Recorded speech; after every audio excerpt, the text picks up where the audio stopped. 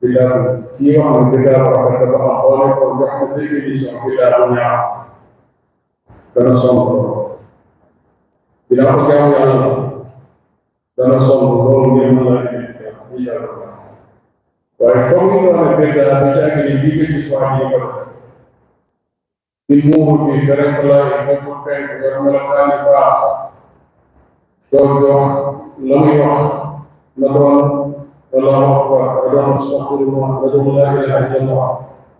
waaye wutal na ko wax na jox wéeru wéeru kenn tëdd ko wutal na ko ab lim boo xam kenn tëdd moo ko wutal ba ko loolu dañ lay wax ni jëf jooju ci boppam moo ñu daal ñi nga sos te sant ñu ne ko loolu moo ñu daal ne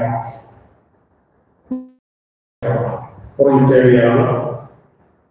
ku ko jéggi tooñ nit na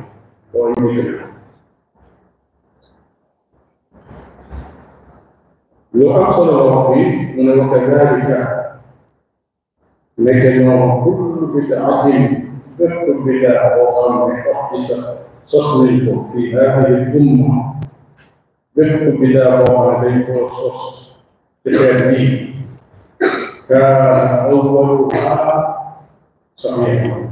njëlbeen nga lu tuuti la yushbihu al-haqq nee na lii moom dëgg xam nga nag dëgg yàlla dëgg yàlla daal moom dëgg tey nga xam ne da koy joxe léegi mu ngi saala bu dig àddana da koy dina la dara def te naa la wala dëgg wala koy def yàlla kaa yàlla yor yàlla def xaas na nga yor yàlla ay ko ci na nga yor yàlla bëgg ci akhir salam da koy jaay ni na yor loolu ko xam li ñu bëgg parce que li ñu jàngale da ngay yaay la ay sax loolu joxe ay kaa xam jàngalo ay ay ko ci jàngalo pour ñu yi joxe ak pour ne li bu di akhir di jàngale bu di akhir pour ñu ne ndax bu fasee dara na ne mënees naa def li ñu tuddee tashriya bu diine yàlla di mënees defee fenn muy yoonal yoo xam ne lii dañ koy def lii ñu koy def te jëmewul ci yàlla dafa beneen dara kon pour ñu leen jëm bi ku bëgg a participer ci dolli ci diine yi mën na fekkal su boobaa pour su ñu boobu day dem ba lislaam nekk diine yoo xam ne yaamal tuuti yam fenn lu nekk war a doole ci biir te kay ko war a dégg moo tax loolu li mu wax am solo la yushkilu xaas فاغتر بذلك من أخذ فيها والموقع يجي بنيان لورو لله لله مرحا وقال لك بيجي الله وقد لا إله إلا الله دنيا سورة الإخلاص آية الكرسي وجاء كده فاتحة نعم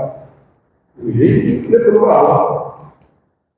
والله مرتاح منكم بكثير جل وعلا فإذا ذكرني تعطف الله ثم لم يستطع الخروج منها فسيكون كثير لك دون مكين في سنة البلدان محمد صلى الله عليه وسلم وكتب الجن جرى الخير اليوم جرى الدماء جرى المال جرى التقوى والخوف نحن يريد أن نقول دائما نقول يا رب يا رب نقول وكيف نقول والله الإمام سفيان الثوري يقول بدعة دفن البدعة لا ينزع منها البدعة تقول يعني بقى يجلس بدعة يجلس لا بقى ضرب بهم من فيكون بلا وجوب يقول الوجوب مطلقا ويكون يوم والله إذا بيجي عليه ثم لم يستطع الخروج منها سبب يجي من الجن بس الجن يجي للباقي جن للباقي ويجي كحقيقة البداية أقل الوقت الجن كله نوع وحمل بين الجن وهم جاء بين وجهك شو بقول لك ده نفس الشيء